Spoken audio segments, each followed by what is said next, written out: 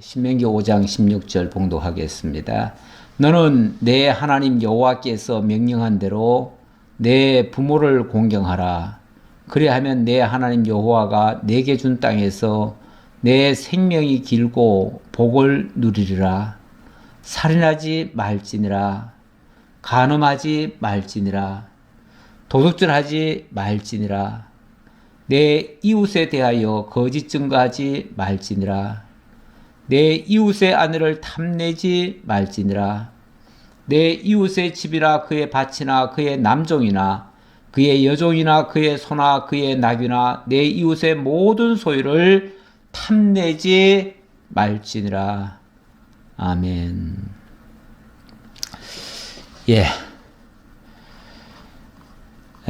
오늘 16절부터는 소위 대인계명이라고 할 수 있죠. 대인계명. 지금 5장의 내용이 이제 10계명의 내용이고 6장에는 그 6장 이후로는 10계명을 좀 더 자세히 풀어서 율례와 규례와 법도로 이렇게 나누신 그런 내용이 되겠지요. 자, 일단 언약을 주신 이유는 구원의 하나님 여호와를 계시하기 위한 목적이다. 그래서 그 하나님이 어떤 분인가를 제대로 알고 그를 경외하게 하시려고 이렇게 언약을 주셨다. 그렇게 말씀하고 있습니다. 자, 그러다 보니 그 언약을 주신 그 하나님이 우리를 어떻게 인정하시고 또 우리에게 뭘 깨닫게 하셔서 하시는가? 결국 하나님의 은혜를 기억하고 하나님만을 경외하며 사랑하라고 하는 그런 계명을 주신 내용이었습니다. 지난주에 7절로 15절까지 이것이 대신계명이라고 제가 말씀을 드린 바 있습니다. 이 대신계명이라고 말씀을 드렸는데 1계명부터 4계명까지를 대신계명, 바로 하나님 사랑하라는 계명이고 5계명부터 10계명은 대인계명, 이웃을 사랑하라고 하는 그런 말씀이 되겠습니다. 대신계명, 대인계명으로 묶을 수 있는 근거는 마태복음에서 예수님께서 직접 말씀하셨어요. 구약의 모든 율법이 주 너의 하나님을 사랑하라 하는 것이 첫째 되는 계명이고 내 이웃을 내 자신같이 사랑하라 하신 것이 바로 둘째 계명이다. 다시 말하면 대신계명 첫 번째 계명이고 대인계명이 두 번째 계명이다 그 말이죠. 우리는 이걸 10계명 그래가지고 10가지 계명이라고 자꾸 얘기를 하지만 10가지 계명이 크게 말하면 두 가지 내용으로 돼 있다 그 말이죠. 그래서 이 두 계명이 온 율법과 선지자의 강령이니라. 모든 율법, 모든 계명, 그러니까 10계명 아니라 613가지 율법이라 할지라도 몽땅 다 이 두 가지 안에 들어있다 그 말이죠. 그래서 대신계명과 대인계명으로 나눌 수가 있는데 오늘 내용은 바로 이 대인계명에 속한 겁니다. 부모를 공경하라, 살인하지 말라, 간음하지 말라, 도둑질하지 말라, 거짓 증거하지 말라, 탐심을 갖지 말라. 자, 이런 말씀이 바로 대인계명에 속한 것인데 단순하지요. 그렇게 복잡한 얘기 아닙니다. 그래서 제가 사실 지난번에 대신계명 말씀드리면서 이미 출애굽기에서도 말씀드린 바가 있어서 제가 그냥 간략하게 넘어왔는데 오늘 이 내용을 가지고 제가 깊이 들어간다기보다는 이 율법에 대한 많은 오해들이 있기 때문에 거기에 대해서 제가 집중적으로 좀 설명을 드릴까 싶습니다. 자, 일단 16절로 21절에서는 이거를 제가 지금 대인계명 6계명을 제가 하나로 묶었어요. 묶어가지고 이웃을 내 몸처럼 사랑하라는 대인계명이다 이렇게 말씀을 드리는데 자, 제가 지금 방금 읽어드렸지만 그렇게 복잡한 얘기는 아니죠. 너는 내 하나님 여호와께서 명령한 대로 내 부모를 공경하라. 그리하면 내 하나님 여호와가 내게 준 땅에서 내 생명이 길고 복을 누리리라. 자, 일단 16절은 조금 길게 얘기를 했네요. 이 5번째 계명이죠. 순서적으로 말하면 5번째 계명이고, 요걸 에베소서 6장에서는 뭐라고 그랬냐면 땅에 있는 첫 계명이다, 이렇게도 얘기를 했어요. 다시 말하면 인간에게 주신 대인 계명에서는 첫 번째 순서다, 그 말이죠. 첫 번째 계명이다. 또 제일 중요하다라는 말 수도 있고요. 그리고 자, 여기서 일단은 이렇게 말을 해놓고 공경하라, 내 부모를 공경하라, 그리하면 내 하나님 여호와가 내게 준 땅에서 내 생명이 길고 복을 누리리라, 이렇게 얘기를 했어요. 그렇게 얘기를 했는데 그 다음 말부터는 그냥 간단합니다. 뭐 길게 얘기 안 합니다. 살인하지 말지니라, 이렇게만 얘기했어요. 그 다음에 간음하지 말지니라, 도둑질하지 말지니라, 거짓 증거하지 말지니라, 이렇게 얘기했어요. 간단하게 얘기했는데, 그러면은 더 이상의 말이 없는가?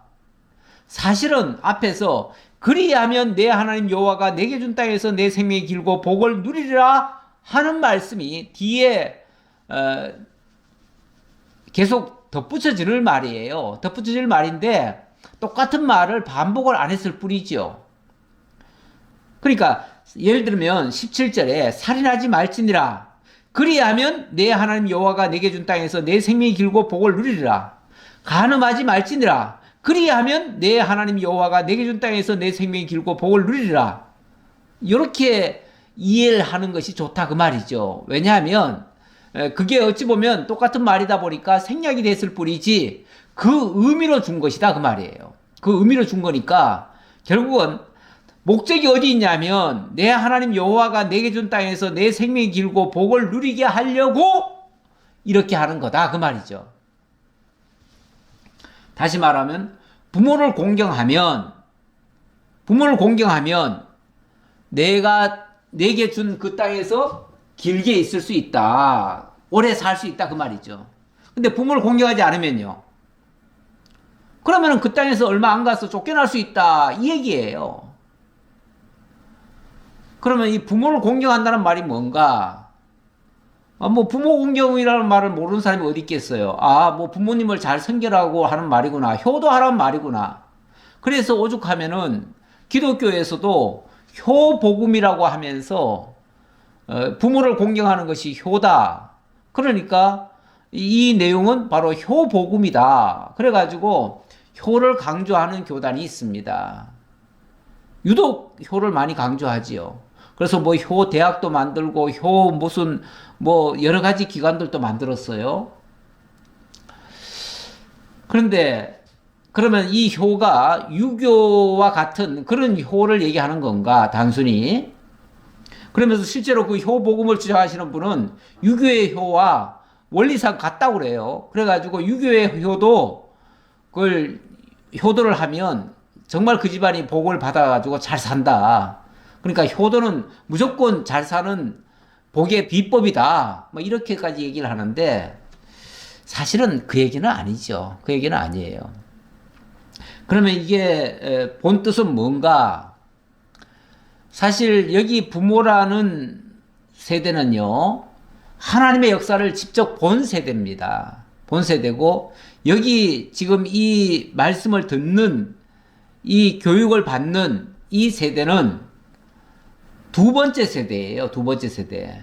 그러니까 하나님의 역사를 직접 자기들이 눈으로 목격한 세대가 아니라 그 다음 세대예요. 그 다음 세대다 보니까 그들은 솔직히 하나님의 역사를 잘 모릅니다. 그러다 보니 자기네들은 태어났는데 광야에서 태어났어요. 태어나가지고 그냥 계속 승리하면서 온 셈이에요. 그리고 가나안 땅에 들어가서 이제 살 거예요. 그러면은 그들은 과거에 애굽에서 종로로 타던 사실을 몰라요. 잘 몰랐고 또 홍해를 건너온 내용도 잘 모릅니다. 그리고 초기에 뭐 하늘에서 만나가 내리고 반석에서 물이 내리는 거 이런 것도 잘 몰라요. 한마디로 하나님의 놀라운 역사를 매일 마주하면서도 자기네들은 태어나면서부터 그렇게 겪었기 때문에 당연한 줄 알아요. 다시 말하면 하늘에서 양식 내리는 게 당연한 줄 알고 반석에서 물이 나오는 게 당연한 줄 알고 뭐든지 하나님이 은혜로 주신 모든 것들이 다 당연한 줄 알아요. 그러다 보니 주어지면 당연하게 여기고 안 주어지는 거는 원망 불평하고 그렇습니다. 오늘날 우리들도 마찬가지죠. 제가 어릴 적만 해도요, 정말로 먹고 살 게 없었습니다. 학교에 가면 미국에서 이제 건너온 옥수수 가루, 그걸 배급을 받았어요. 학교를 통해서 줬어요. 그러면 그거 가지고 와가지고 그걸로 몇 끼니는 해결을 했지요. 그렇게 살고 도대체 뭐 세상을 어떻게 살아야 되는지도 모르고 아무것도 모르고 살았어요. 그런 세대와 오늘날 태어나면서부터 온갖 문화, 문명 다 누리고 즐기고 태어나면서부터 요즘 아이들은 다 스마트폰 가지고 살잖아요. 뭐 유튜브니 뭐니 해가지고 온갖 영상 다 보고 온갖 세상의 모든 지식을 다 얻잖아요. 그들은 태어나면서부터 모든 걸 다 얻고 사는 사람들이에요. 그러다 보니 옛날에 없었던 시절을 모릅니다. 모르는데 혹가다 어른들이 무슨 얘기를 하면 그 고래짝 이야기 뭐 그런 얘기를 우리한테 하느냐고 별로 듣고 싶어 하지도 않아요. 왜냐하면 별로 재미없지요. 사실은 그때는 사느냐 죽느냐 하는 어찌 보면 생존 기로에 있는 그런 이야기들인데 그런 이야기들이 뭐 그렇게 듣고 싶겠어요. 다 괴로운 일들인데 힘든 일이고 힘들었다는 얘기 아니겠어요? 죽을 듯 살았다는 그런 얘기 아니겠어요? 사람들이 요즘 얼마나 편한 시대인데 그렇게 힘들었다는 얘기를 하면 저 사람은 맨날 힘든 소리만 해. 맨날 어려운 얘기만 해. 듣기 싫지요. 요즘 젊은이들이 아마 그래서 어른들이 하는 말 별로 듣고 싶지 않을 거예요. 그러면 당연히 그 말을 안 듣겠지요? 안 들으면 그러면은 지금 현재 누리는 이것이 영원 불변으로 계속 이걸 누릴 수 있을까? 안 듣다 보면 어느 순간 어떤 허점이 나옵니다. 거기에 대해서 방비를 못 합니다.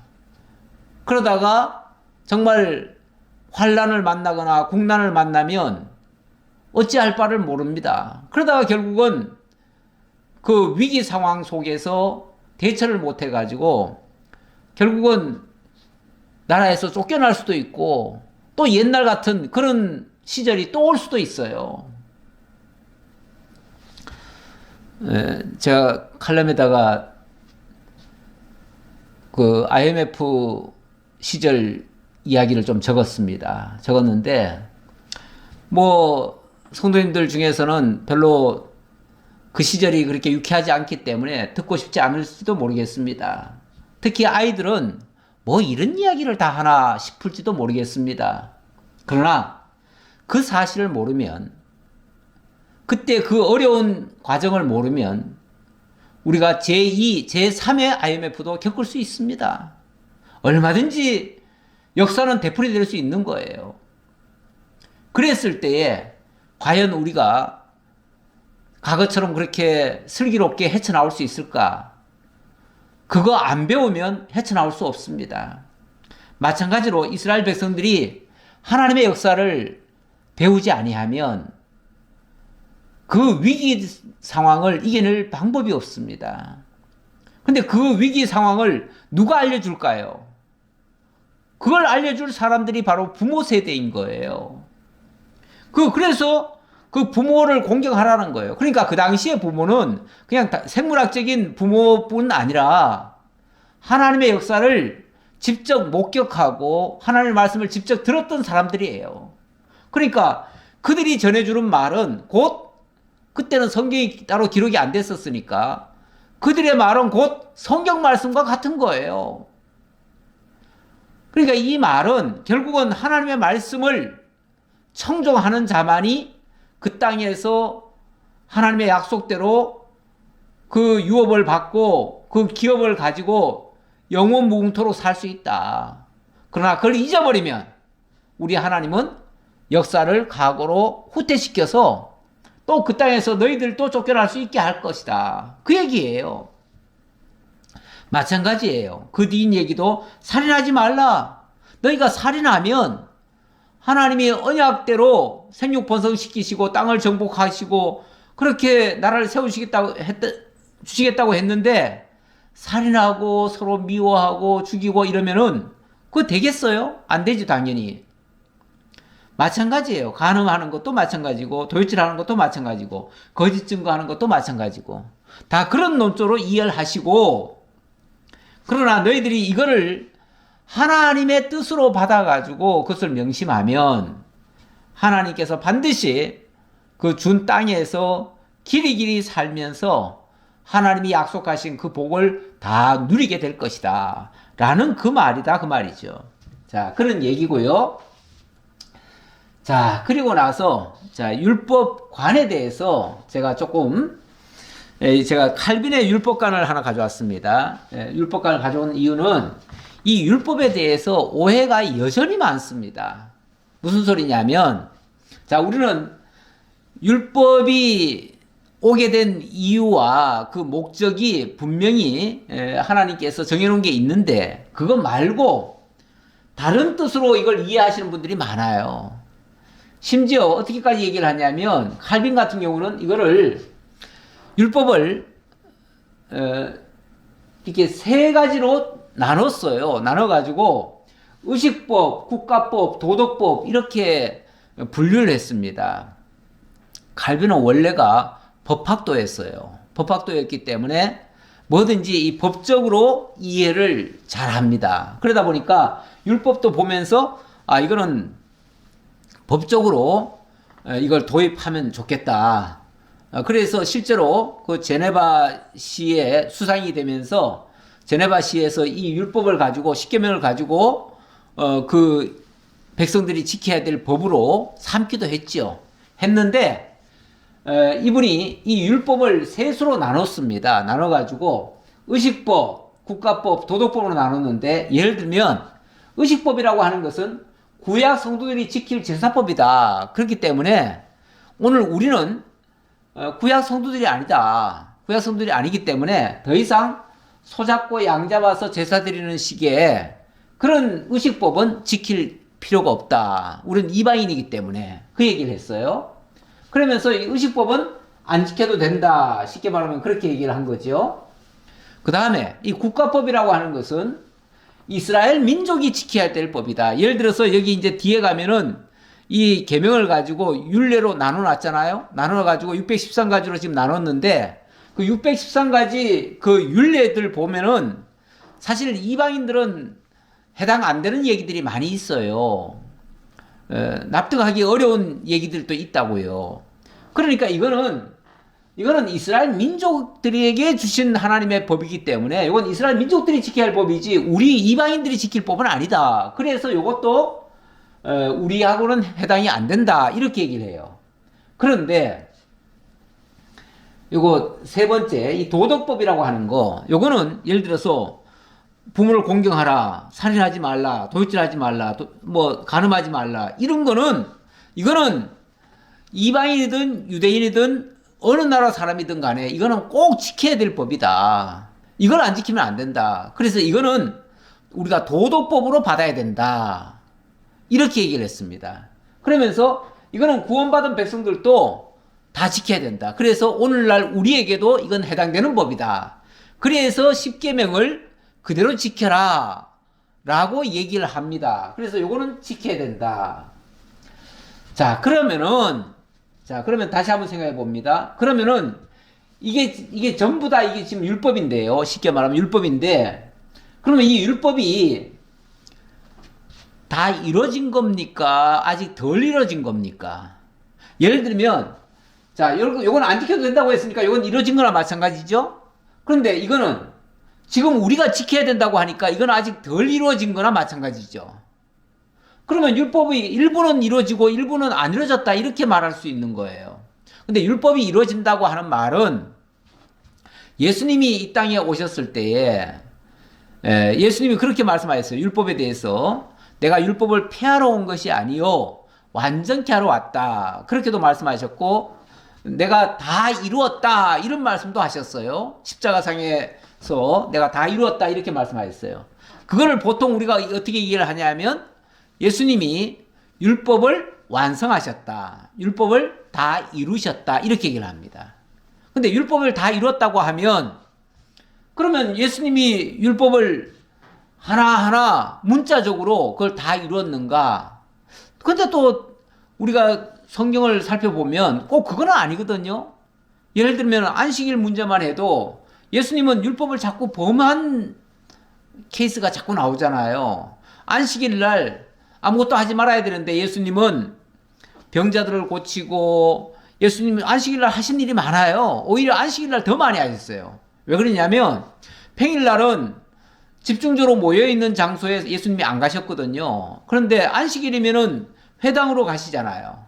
회당에 가면은 당연히 사람들이 많이 모여있고 많이 모여있는 곳에서 예수님이 막 병자들도 고치고 무슨 역사를 귀신도 쫓아내고 하니까 그거는 엄밀하게 말하면은 안식일 범한 모습이 됐죠. 오죽하면은 아니 날이 많은데 왜 하필 이렇게 안식일 날 범하냐고 그렇게까지 얘기한 적이 있잖아요. 그런 식으로 말하면 예수님이 율법을 덜 지키신 모습 같기도 한데 그러나 예수님은 분명히 내가 완전케 하러 왔다 온전케 하셨다 그렇게 얘기를 해요. 그렇다면 사실은 이 율법이라고 하는 것은 예수님을 통해서 이루어지는 거예요. 그리고 구약의 율법이라고 하는 것이 원래 장차 오실 그리스도께서 이루실 것에 대한 언약이었어요. 제가 율법을 이걸 언약이라고 말씀드렸잖아요. 언약. 이게 단순한 명령이 아니라 그러니까 명령이 아니라 하나님의 언약이다. 언약이라고 하는 것은 하나님이 일방적으로 말씀하시고 하나님이 이루시는 걸 얘기하는 거고 명령이라고 하는 것은 하나님은 명령자시고 우리는 그걸 준행해야 될 준행자가 되는 거죠. 그러면은 하나님은 명령만 하시고 지키는 건 우리가 지켜야 돼요. 예수님이 지키는 것도 아니고 우리가 다 지켜야 되는데 만약에 이걸 그런 식으로 해석을 해버리면 그러면 우리가 율법을 다 지킬 수 있나요? 없지요.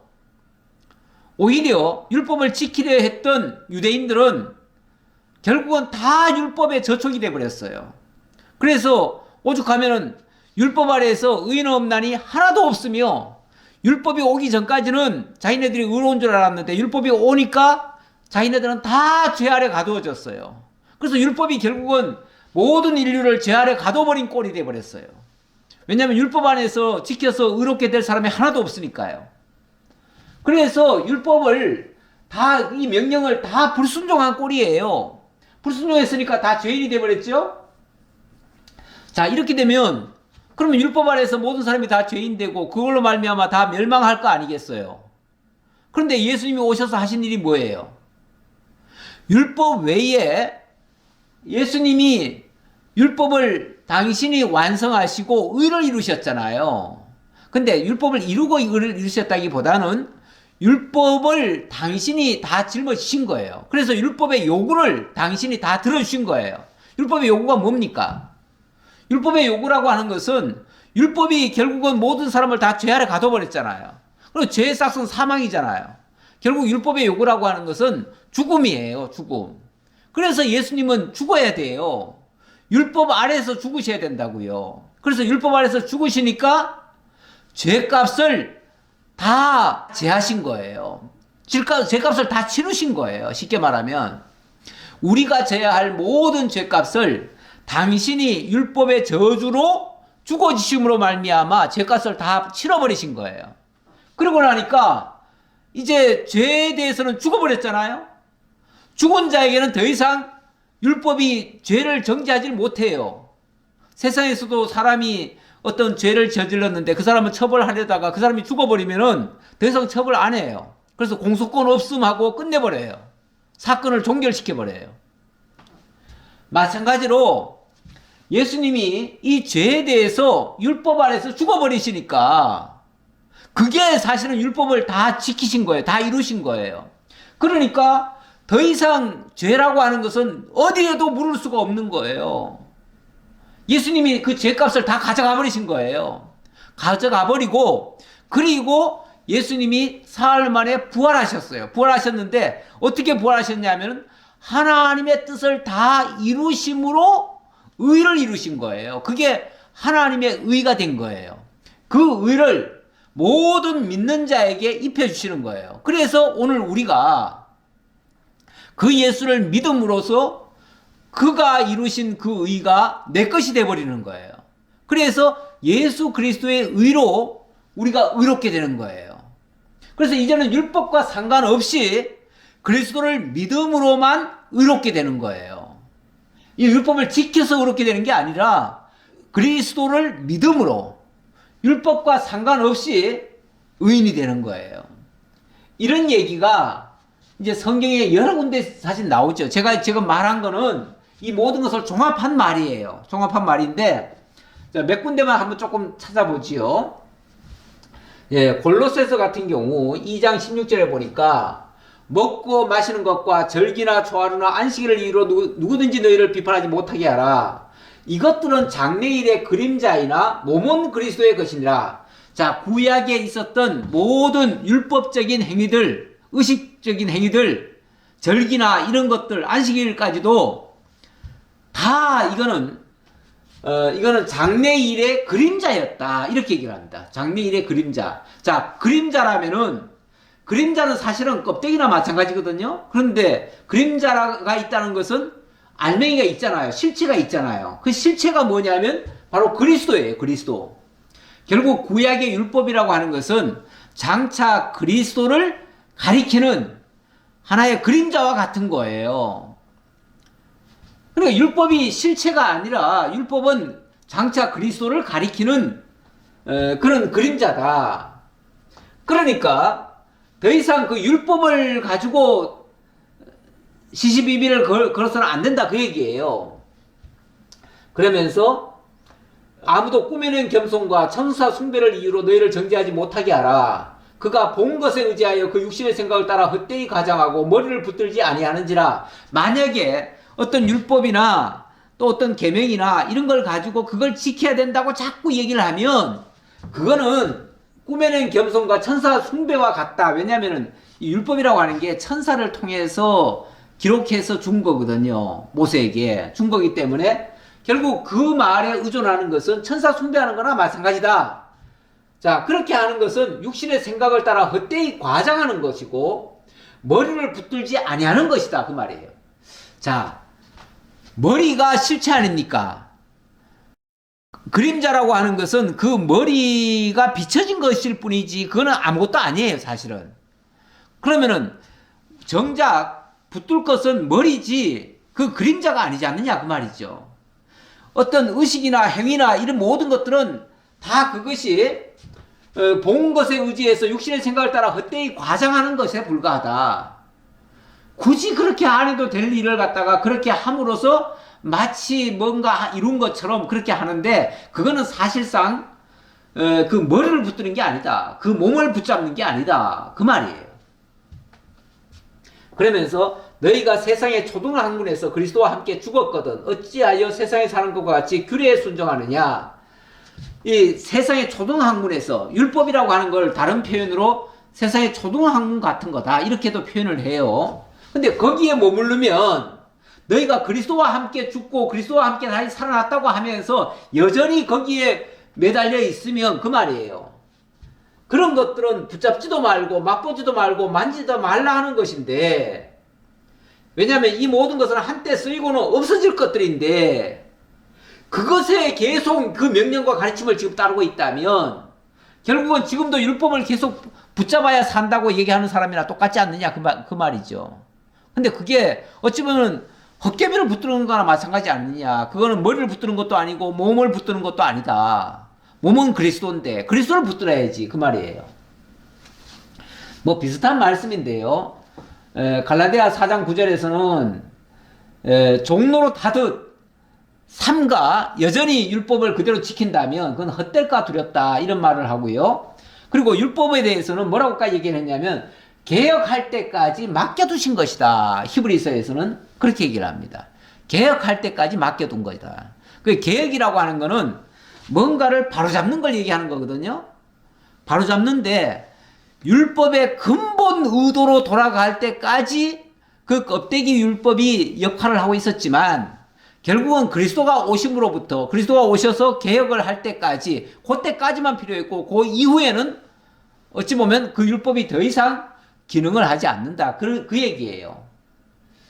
자, 그리고 에베소 얘기는 아까 했고요. 그리고 야고보서에서는 그 대안을 제시합니다. 대안이 뭐냐면 이제는 너희가 구약의 율법을 따라 지키고 행하는 게 아니라 바로 최고한 법, 그걸 다른 말로는 사랑의 법이라고 얘기를 해요. 그리고 또 자유하게 하는 온전한 율법, 이걸 지켜야 된다. 이렇게 얘기를 합니다.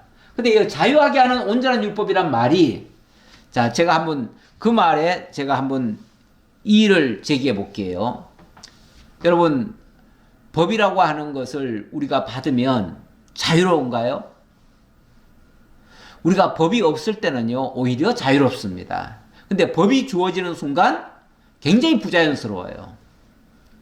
지금 여기 우리 골목에 이게 전에는 뭐 막 다녀도 상관없었잖아요. 걸리는 게 없었어요. 그런데 이게 학교 앞이라고 해가지고 이걸 30km 이하로 줄여놓고 거기다가 교통 그 신호등을 무려 3군데나 세워놨어요. 얼마나 불안한지 몰라요. 왜냐하면 거기 한 발짝만 넘어서면은 벌금이 13만 원이에요. 12만 원인가요? 네, 벌금이 12만 원이에요. 그러니 이게 얼마나 무섭습니까? 그 법이 없을 때는요, 그 무서움이 하나도 없었어요. 그냥 물론 조심은 해야겠지만 무섭지는 않아요. 그런데 법이 주어지는 순간 굉장히 무서워진 거예요. 법은 이렇듯이 우리에게 자유를 억압을 합니다. 사실은 법이라고 하는 게. 그래서 법이 계속 있는 한, 법이 계속 우리를 지배하고 그 법으로 우리를 다스리려고 하는 순간 우리는 종로로 살 수밖에 없어요. 그 법에. 율법에도 종로로 살 수밖에 없어요. 만약 율법이 여전히 우리를 지배하고 우리의 도덕법으로라도 우리의 삶의 윤리를 만약에 지도한다면 우리는 부자연스러울 수밖에 없어요. 근데 우리 하나님이 뭐라고 하십니까? 애굽 땅 종되었던 집에서 이끌어내신 다음에 이제 하나님 안에서 자유하라고 하지 않았나요? 다시는 종로로 하지 말라고 하지 않았나요? 우리가 진정으로 하나님의 백성이 되려면 이제는 자유로워야 돼요. 왜냐하면 하나님이 자유자잖아요. 그리고 우리가 하나님 안에 있으면 자유를 누려야지요. 그런데 예수님이 이 율법 아래에 있는 자들을 향해서 뭐라고 얘기를 하셨냐면 수고하고 무거운 짐진 자들아 다 내게로 오라 내가 너희를 자유롭게 하리라 이렇게 말씀하셨어요. 수고롭고 무거운 짐진 자라고 하는 것은 율법 아래에 있는 자를 얘기하는 말이고요. 진리 안에서 자유케 한다는 말은 그리스도 예수 안에서 자유가 된다 그 말이에요. 결국 우리가 예수를 믿으면 이제 율법에서 자유자가 되는 거예요. 자, 이거를 제대로 이해를 해야지. 이걸 이해 못하면 계속해서 이 종노릇을 할 수밖에 없습니다. 자, 22절로 넘어가지요. 22절로 27절에서는 그 언약을 주실 때 하나님의 그 영광과 그 위엄 이걸 보여주셨습니다. 왜냐하면 이 하나님의 법인데 얼마나 원래 법이라고 하는 것은 무섭습니다. 그리고 하나님이 친히 돌판에 기록을 해서 주셨기 때문에 굉장히 의미가 있어요. 그리고 거기서 막 빛도 났어요. 오죽하면은 그 궤를 들고 오는 모세의 이마에서도 빛이 났잖아요. 그래서 백성들이 눈이 부셔가지고 감히 얼굴을 쳐다볼 수가 없었어요. 그래서 나중에는 모세가 얼굴에다가 수건을 가렸잖아요. 하나님의 영광의 빛이에요, 그게. 여호와께서 이 모든 말씀을 산 위, 불 가운데, 구름 가운데, 흑암 가운데에서 큰 음성으로 너희 총에 이르신 후에 더 말씀하지 아니하시고 그것을 두 돌판에 써서 내게 주셨느니라. 하나님이 친히 쓰셔서 모세에게 주셨다 그 말이죠. 산이 불에 타며 캄캄한 가운데서 나오는 그 소리를 너희가 듣고 너희 지파의 수령과 장로들이 내게 나와 말하되 우리 하나님 여호와께서 그의 영광과 위엄을 우리에게 보이심에 불 가운데서 나오는 음성을 우리가 들었고 하나님이 사람과 말씀하시되 그 사람이 생존하는 것을 오늘 우리가 보았나이다. 하나님의 그 위엄에 찬 모습, 그걸 보고 모든 사람이 다 두려워했어요. 그래서 이렇게도 말을 합니다. 이제 우리가 죽을 까닭이 무엇이니까 이 큰 불이 우리를 삼킬 것이요 만일 우리가 우리 하나님 여호와의 음성을 다시 들으면 죽을 것이라. 와, 하나님의 음성 다시 또 들으면 우리는 다 죽을 것 같습니다. 다 기절할 것 같습니다. 그러니까 제발 우리로 하여금 직접 하나님의 말씀을 못 듣게, 안 듣게 해주시고 모세 당신이 듣고 우리한테 알려만 주세요. 그 내용만 알려주세요. 이렇게 얘기했다 그 말이죠. 육신을 가진 자로서 우리처럼 살아계시는 하나님의 음성이 불 가운데서 바람을 듣고 생존한 자가 누구니까? 당신은 가까이 나아가서 우리 하나님 여호와께서 하시는 말씀을 다 듣고 우리 하나님 여호와께서 당신에게 이르시는 것을 다 우리에게 전하소서. 우리가 듣고 행하겠나이다 하였느니라. 그런데 이것도 사실 어떤 면에서 건방진 말이죠. 그렇게 말씀해 주시면은 우리가 다 듣겠나이다. 근데 나중에 다 들었나요? 다 듣긴 뭘 다 들어요. 사사건건 모세가 무슨 한마디 하면은 그냥 반기를 들고 대적을 하고 뭐 그냥 조직적으로 모세를 반항하고 그랬지요. 계속해서 하나님 말씀을 거역했죠. 듣긴 뭘 들어요. 그러나 듣겠나이다라고 자기네들이 착각을 한 거예요. 착각을 했는데 사실은 이 위험찬 말씀, 아니 그 음성을 듣고도 감당이 안 되는데 그 말씀을 다 듣고 다 행할 수 있다고요? 다 듣고 행할 수 있다는 말은 더 건방진 얘기예요. 그 얼굴을 보는 것도 감히 보지 못할 인간들이, 죄인들은 하나님의 음성을 들을 자격도 없고요. 직접은 볼 눈이 없습니다. 보려고 해도 그렇게 눈이 띄어 있질 않아요. 그러니까 그래서 누가 필요하냐면 모세 중보자가 필요하잖아요. 대신 좀 해달라 그 말이에요. 대신. 마찬가지로 오늘날 하나님과 우리 사이에 직접 다이렉트로 하나님이 우리한테 말씀으로 들이대고 우리한테 물으시면요, 우리 답할 사람 하나도 없고요, 그 말씀 지킬 사람 한 사람도 없습니다. 그런데 예수님이 중간에 중보자가 되어주셔요. 그리고 내가 지켜줄게, 너희들은 나만 믿고 따라와, 이렇게 말씀하신 거 아니겠어요? 그러니까 이제 우리가 그 율법을 지키는 게 아니라 예수님을 따르는 거죠. 예수님의 말씀을 따르는 거죠.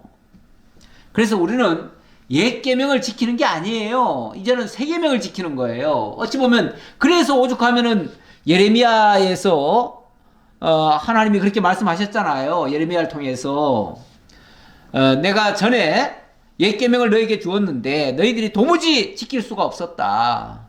그래서 내가 너희들에게 새 계명을 주겠다 하시면서 새 언약을 주신 거 아니겠어요?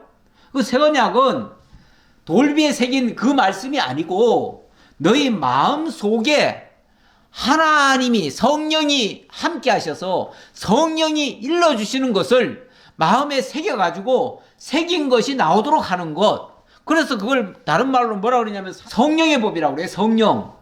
성령의 법. 성령이 일깨워주는 법이에요. 이제는 율법에, 돌비에 새겨진 그 율법이 아니라 성령의 법이고 자유하게 하는 온전한 율법이고 그게 사랑의 법이고 최고한 법이에요. 이제는 그리스도 예수 안에서 새 계명을 주는 거예요. 그래서 예수님이 그랬잖아요. 예수님이 율법을 쉽게 말하면 완성을 하시고 내가 너희에게 새 계명을 주노니 이렇게 얘기하잖아요. 새 계명. 새 계명을 주노니 새 계명의 내용이 뭐예요? 하나님 사랑하고 이웃을 내 몸과 같이 사랑하라. 그 얘기가 새 계명 내용 아닙니까? 결국 그것이 최고한 법이고 사랑의 법이에요. 이 하나님의 영광과 그 위엄 앞에 인간의 본분이 얼마나 비참한 존재인가를 드러내고요. 그리고 거기서 할 수 있는 거라고는 우리가 신발 벗는 거예요. 내가 뭘 하겠다가 아니라 내 모든 걸 다 내려놔 버리는 거예요. 그게 신발 벗는 거예요. 그런데 뭐 다 하겠다고요? 다 행하겠나이다? 다 행하겠나이다 했지만은 하나도 행하지 못했어요. 이렇게 위험에 가득 찬 그 하나님을 사실은 우리가 보고 살 자는 아무도 없습니다. 일찍이 이사야 그 정말 참 위대한 선지자 아닙니까? 근데 그 위대한 선지자 앞에도 하나님의 영광이 보이니까 화로다 나는 이제 죽었다 그러면서 막 자기가 죽을 것이라고 얘기했어요. 여기 이렇게 나오잖아요. 그때 내가 말하되 화로다 나여 망하게 되었도다. 나는 입술이 부정한 사람이요 입술이 부정한 백성 중에 거주하면서 만군의 여호와이신 왕을 배웠음이로다 하였더라. 아, 이렇게 부정한 자가 하나님을 뵀으니 나는 이제 곧 죽을 거밖에 안 남았다. 난 죽는다. 이렇게 생각했잖아요. 예. 그런데 그래서 우리가 감히 하나님을 직접 볼 자격도 없지만 그 하나님 말씀 듣고 다 지킬 자격도 없습니다. 능력이 안 돼요. 그런데 이 다음에 우리가 하나님 앞에 가면 그때는 우리가 하나님을 볼 거예요. 그러니까 그때 보실 생각하시고 그때는 하나님 안에서 하나님이 원하시는 대로 다 할 수 있어요. 그때는 온전히 하나님의 뜻 안에서, 왜냐하면 뜻이 같으니까 우리가 같은 건 다 할 수 있잖아요. 지금은 다르기 때문에 못하는 거예요. 도저히 육체의 소욕과 하나님의 성령의 소욕이 달라요. 그래서 우리가 도저히 못해요. 그런데 그때 가면은 다 해요. 그래서 고린도전서 13장 12절 우리가 지금은 거울로 보는 것 같이 힘이 하나 그때는 얼굴과 얼굴을 대하여 볼 것이요 지금은 내가 부분적으로 아나 그때는 주께서 나를 아신 것 같이 나도 온전히 알리라 이렇게 얘기를 했어요. 예, 그때 가면은 우리가 다 알게 될 것이다. 다 보게 될 것이다. 자, 그 다음 28절로 33절 모세가 여호와의 주신 명령으로 백성을 교훈하는 장면입니다. 여호와께서 너희에게 말할 때 너희가 말하는 소리를 들으신지라. 여호와께서 내게 이르시되 이 백성이 내게 말하는 그 말소를 내가 들은즉 그 말이 다 옳도다. 다만 그들이 항상 이 같은 마음을 품어 나를 경외하며 내 모든 명령을 지켜서 그들과 그 자손이 영원히 복받기를 원하노라. 자, 좋다. 너희들 다 지킨다고 하니 정말 그렇게 하고 영원히 복받기를 원한다. 그 말이죠.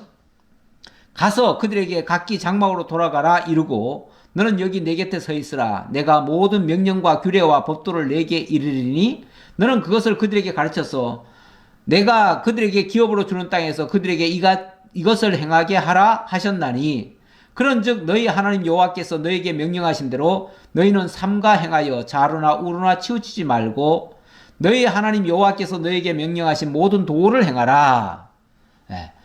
너희들이 이제 그렇게 하겠다고 했으니 너희들이 이제부터 약속의 땅에 들어가거든 그걸 다 지켜라 그 말이죠. 그리하면 너희가 살 것이요 복이 너희에게 있을 것이며 너희가 차지한 땅에서 너희의 날이 길리라. 예, 그렇게 하기만 한다면은 정말 그 땅에서 영원히 살 거예요. 그리고 정말 복을 많이 받고 오래 살 거예요. 근데 문제는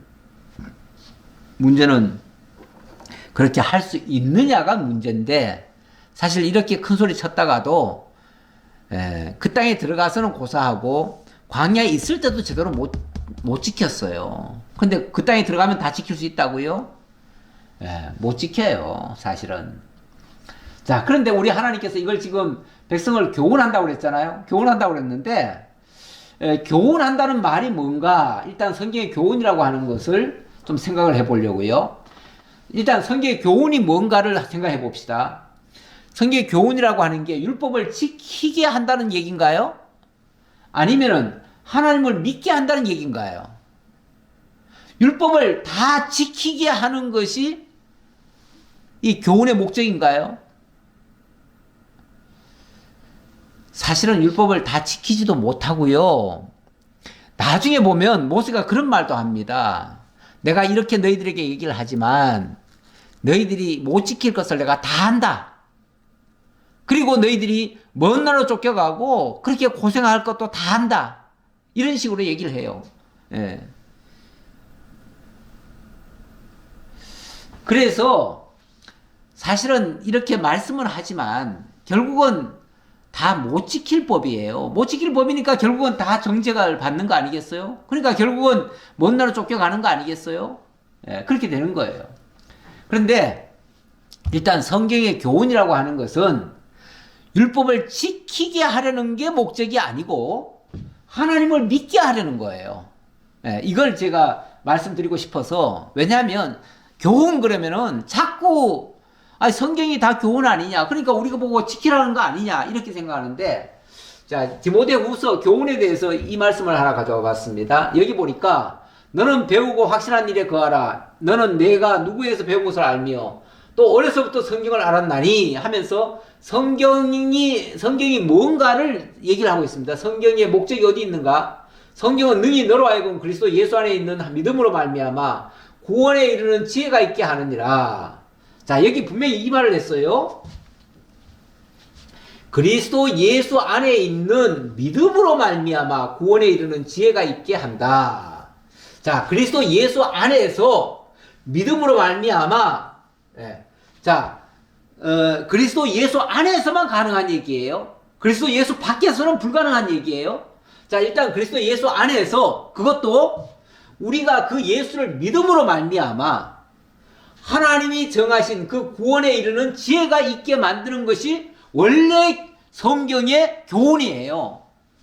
이게 목적이에요. 이게 목적인데, 여기 3장 16절에 모든 성경은 하나님의 감동으로 된 것으로 교훈과 책망과 바르게 함과 의로 교육하기에 유익하다 뿐만 아니라 이런 하나님의 사람으로 온전하게 하며 모든 선한 일을 행할 능력을 갖추게 하려 함이라.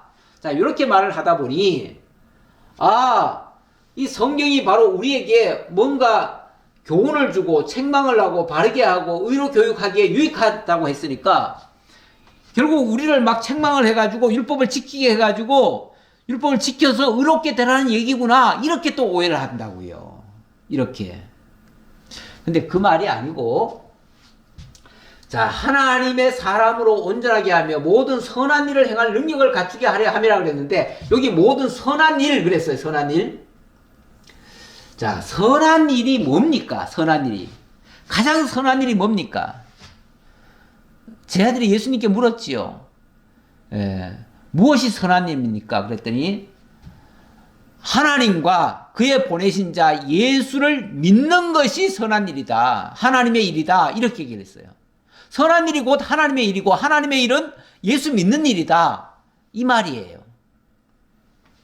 자, 그럼 믿는다는 것도 뭔가?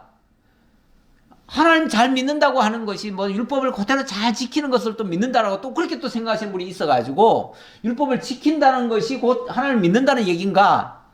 아니면은 하나님의 존재와 그 속성을 확증받는 건가? 우리의 믿음이 어디서부터 나오는 거죠? 율법을 잘 지켜서 믿음이 나옵니까? 아니면은 하나님의 존재와 하나님의 그 뜻을 바르게 아는 데서 나오는 겁니까? 저는 후자라고 생각합니다. 결국 하나님을 바르게 믿는 것이 의롭게 되는 것이고요. 여기 교훈과 책망과 바르게 함과 의로 교육하는 것도 결국은 하나님의 뜻을 어기는 자들에게 책망을 해가지고 하나님께로 돌이키게 해서, 그래서 하나님의 의를 힘있게 만드는 거죠. 그렇게 하기에 유익하다 그 말이에요. 그렇게 우리에게 가르쳐 주는 것이 성경이다 그 말이죠. 그러니까 성경은 끊임없이 하나님의 존재, 하나님 나 살아있다. 성경 전체가 하는 말이 뭡니까? 나는 여호와다. 나는 살아있다. 나는 너희를 구원하는 하나님이다.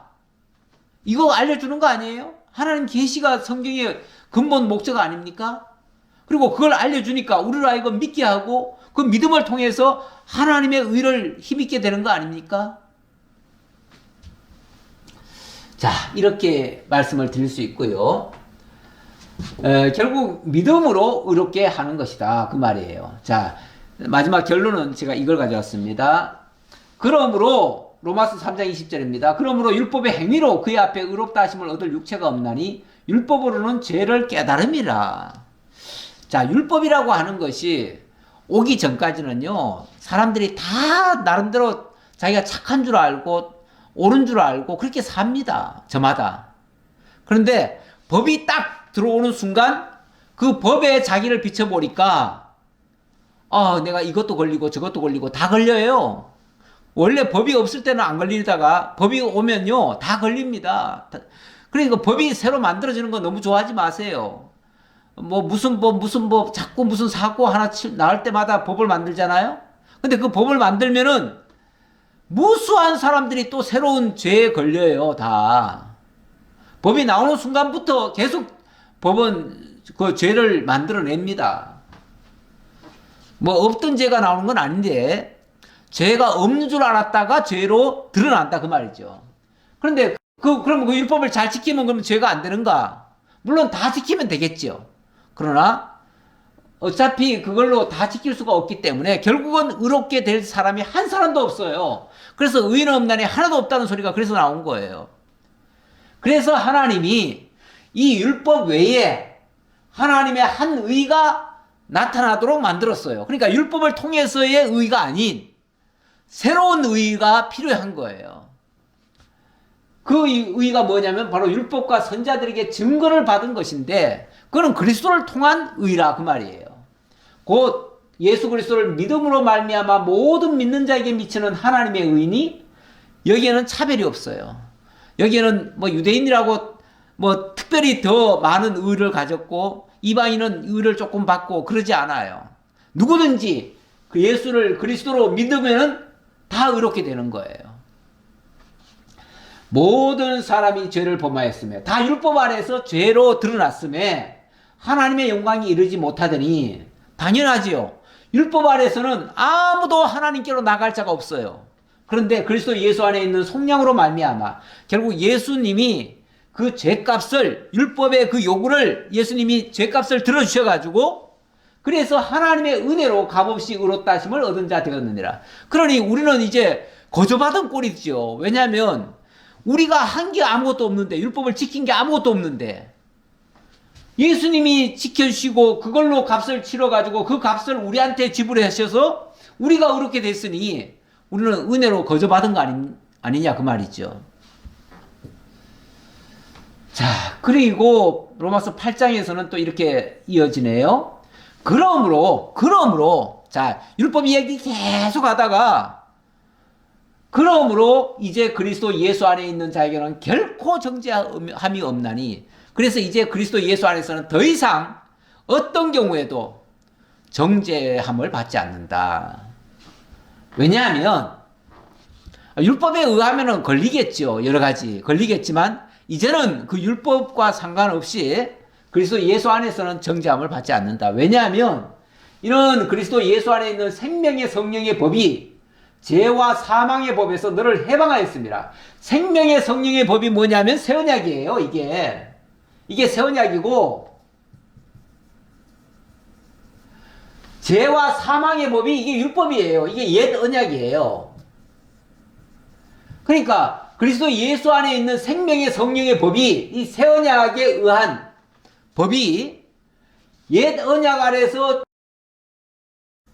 죄 아래 있던 것을 해방시켜줬다. 여기서 건져냈었다 그 말이죠. 이 해방시켜준 거, 이 건져낸 거, 이걸 뭐라고 그러냐면 구원이라고 그래요. 구원. 이걸 구원이라고 그러는데 만약에 아직도 율법을 지켜서 의롭게 된다고 말을 하면 그 사람은 죄송하지만 아직 구원 못 받았다는 얘기를 스스로 하는 말이나 똑같아요.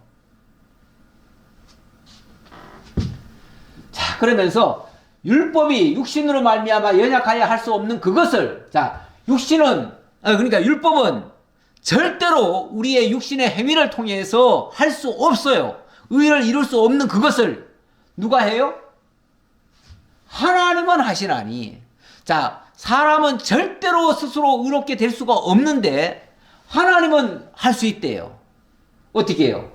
곧 죄로 말미암아 자기 아들을 죄 있는 육신의 모양으로 보내어 그 육신에다가 죄를 정해서 육신을 따르지 않고 그 영을 따라 행하는 우리에게 율법의 요구가 이루어지게 하려 하십니다. 율법의 요구. 다시 말하면 율법의 요구가 아까 뭐라고 그랬습니까? 물론 죄 아래에 있던 자에게는 죽음이 있고요. 그런데 그리스도 예수 안에서 그리스도의 죽음으로 말미암아 우리는 더 이상 내가 죽을 이유는 없어졌지요. 예. 그리스도 예수 안에서 나는 그리스도와 함께 죽고 함께 살아난 자가 됐기 때문에 그래서 이제는 우리가 그 영을 따라 행하는 우리 이렇게 얘기를 했는데 이제는 성령의 생명의 성령의 법을 따라서 살아가는 우리에게 율법의 요구가 뭡니까? 이제는 서로 사랑하는 얘기죠. 이제는 사랑하는 법만 남았다 그 말이죠. 이제 그리스도 예수 안에서는 서로 사랑하는 일만 남았습니다. 이제는 구약의 뭐 복잡한 얘기 그런 것들을 다 지키라, 하나하나씩 다 지키라 이렇게 얘기하는 게 아니라 그리스도 예수 안에서 서로 사랑하라. 하나님 사랑하시고 이웃을 내 몸과 같이 사랑하는 그것이 율법의 요구를 다 이루는 것이다. 그렇게 하면 율법의 요구를 다 이루는 것이다 그 말입니다. 이제 우리 열심히 사랑하며 살아갑시다. 이거는 설령 부족하더라도 그게 죄가 되지는 않습니다. 선을 많이 행하는 사람이 있고 적게 행하는 사람이 있고 또 못하는 사람도 있겠죠. 그러나 가장 기본적인 선은 예수를 그리스도로 믿는 것이 선한 일이고 그게 하나님의 일이에요. 우리가 믿는 일이 최고의 일이고 그 다음에 믿음 안에서 하나님이 붙여주신 자들을 서로 사랑하는 것 그게 우리의 역량 따라 하는 거예요. 하나님의 사랑을 많이 받은 자는 많이 사랑할 수가 있고 그게 이제 결국은 내가 사랑을 못한다는 것은 그만큼 내가 사랑받은 것을 잘 모른다는 거잖아요. 그러니까 우리가 배운다는 것은 그만큼 사랑을 많이 할 수 있게 되는 거죠. 그런 의미에서 우리가 이제 할 일은 서로 사랑하는 일이다. 이것만이 남아있다. 이렇게 생각하시고 열심히 사랑하는 우리 모두가 되었으면 좋겠습니다. 기도하겠습니다. 아버지 하나님 감사합니다. 참으로 율법 아래에서 수고하고 무거운 짐진 자들이었던 저희들 그리스도 예수 안에서 정말 진리 안에서 자유함을 얻고 쉽고 가벼운 이제 예수님을 배우는 일이 참 내 짐은 쉽고 가볍다고 말씀하셨는데 이제 그리스도 예수를 알고 나의 주로 모시고 그리스도 예수 안에서 하나님을 섬겨가는 일 이것이 참으로 즐거워서 하는 일이면 얼마나 또 쉽고 가볍겠습니까? 우리가 하나님을 많이 배우고 정말 사랑하는 것이 너무나 자연스럽고 즐거운 그런 일이 될 수 있도록 하나님 늘 성령께서 우리와 함께 하시며 인도해 주옵소서. 늘 하나님의 은혜의 말씀에 감동하며 그 말씀 따라 살아가는 저희 모두가 되기를 진심으로 간구하며 우리 주 예수 그리스도의 이름으로 기도하옵나이다. 아멘.